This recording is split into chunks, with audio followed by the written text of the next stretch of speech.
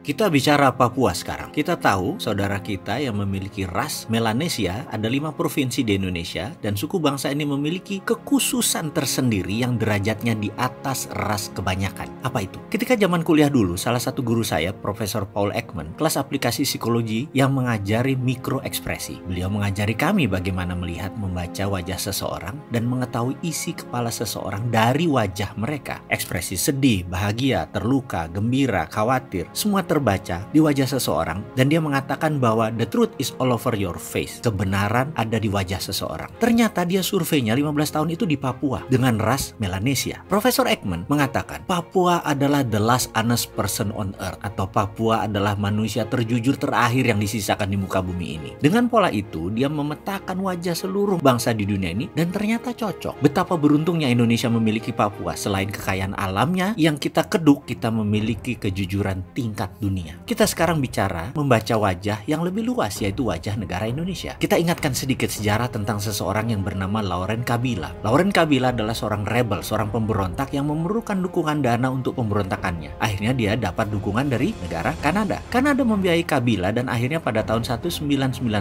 Republik Demokrat Kongo berdiri dan Laurent Kabila adalah presiden pertama. Ternyata dukungan Kanada itu tidak gratis. Apa yang dibayar oleh Republik Demokrat Kongo? Yaitu tambang kobalt menjadi milik negara Kanada sampai habis asetnya. Kembali ke Papua. Pak Karno adalah pemimpin visioner dan eksekutor yang baik. Dia melihat komunis mencari wilayah di Asia Tenggara, komunis Soviet dan komunis Cina. Maka dia menjual ide tersebut ke Amerika. Dia melakukan diplomasi langsung kepada Presiden Kennedy, di mana akhirnya Amerika mendukung dengan resolusi PBB tahun 1961-62. Setuju Indonesia ambil dalam tanda petik Papua. Lalu muncullah operasi militer yang namanya IRIAN. IRIAN adalah singkatan dari Ikut Republik Indonesia Anti Nederland. Suksesnya Trikora dan Dwi Kora mengambil Papua tersebut tidak murah karena Amerika meminta cadangan emas Papua sampai habis untuk Amerika. Tapi Soekarno pintar. Yang diberinya hanya Grasberg. Sisi lain seperti Iceberg, Oksibil, dan tambang lain tidak diberikan. Dan Amerika setuju mengambil hanya Grasberg. Dan mulailah dibukukan aset Grasberg tersebut sampai 2045 dalam catatan Federal Reserve sebagai underlying dollar. Aset Grasberg tersebut. Tahun 67 mulai dieksplorasi. Lalu ada yang menarik, di tahun 2017, di awal tahun, ada manuver politik, yaitu Indonesia bercita-cita mengambil 51% saham Freeport, katanya untuk kedaulatan. Pengamat intelijen dunia, pengamat ekonomi dunia, banyak yang geleng-geleng kepala, nggak percaya keputusan tersebut untuk mengambil saham Freeport. Karena apa? Karena alarm polisi dunia yang namanya Amerika nyala merah atau red alert.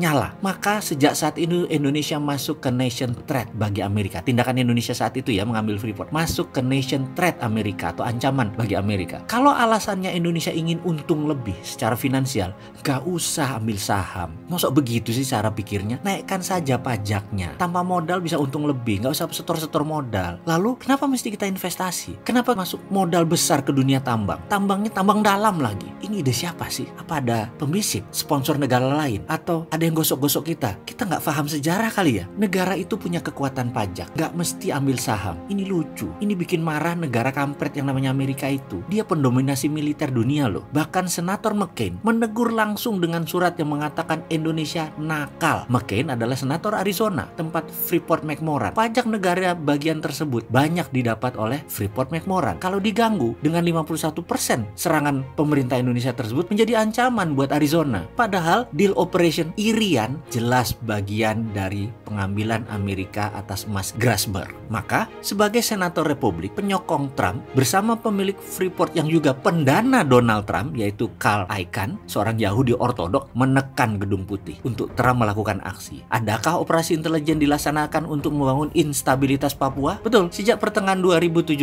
Amerika gerah dan mulailah melakukan instabilitas di Papua meningkat. Apakah Amerika yang bergerak? Atau geraknya Papua hanya karena konflik lokal karena Indonesia di pemerintah pusatnya tidak bisa menghandle? Atau ada unsur asing? Lalu kenapa setiap Desember tanggal 2, di mana itu adalah Hari Bintang Kejora, gerakan Papua Merdeka itu, di 18 negara tahun kemarin naik bendera tersebut? Siapa yang mainkan? Amerika kah? Misalnya penembakan dan pembunuhan pekerja BUMN dengan senjata baru, siapa yang sokong? Ini belum pernah dituntaskan. Kenapa? Takut. Lalu adakah hubungannya dengan 8 jam blackout di ibu kota? Adakah hubungannya dengan gudang senjata polisi yang terbakar? Adakah hubungannya dengan lone wolf atau teroris teroris tunggal yang menyerang polisi? Adakah hubungannya dengan atribut FPI serang warga Papua yang besoknya ribuan orang di lapangan meneriakkan Papua Merdeka dan referendum? Kok panjang ya cerita Papua? Ada hubungannya atau sebuah peristiwa kebetulan yang beruntun? Atau ada apa lagi? Maaf ya, haruskah kita menggunakan kata maaf? Kayaknya jangan naif-naif banget melihat Papua sebagai konflik horizontal biasa. Bukan, sekali lagi, kata maaf tidak cukup. Maafnya kurang panjang. Bener deh, api dalam sekam itu selalu ada yang pasang. Kabut asap di Kalimantan dan Sumatera itu asli buatan manusia. Pasti ada yang masang. Masa teriak referendum gak ada yang ngajari? Ya ada lah. Jadi apa yang harus kita lakukan? Lihatlah kebijakan luar negeri Indonesia ke depan. Jangan-jangan ada hubungannya dengan Indo-Pasifik, di mana US Pakom minus Cina yang Indonesia nggak setuju. Kita sok-sokan terlihat netral tapi miring ke Cina. Sehingga kesannya kita memilih Cina daripada Amerika. Bukan malah di tengah. Kesannya, ingat referendum Timor Timur yang hanya dilahirkan dari pancingan konflik, lalu PBB datang dengan pasukan UNAMED dan referendum diadakan. Lepas itu Timor Timur. Ini mungkin yang parno saya saja. Papua dengan mudah di Timor Lestekan. Tapi bener deh, mengambil saham 51% Freeport itu keputusan bisnis yang bisa backfire, bisa merugikan kita kalau tidak paham sejarah.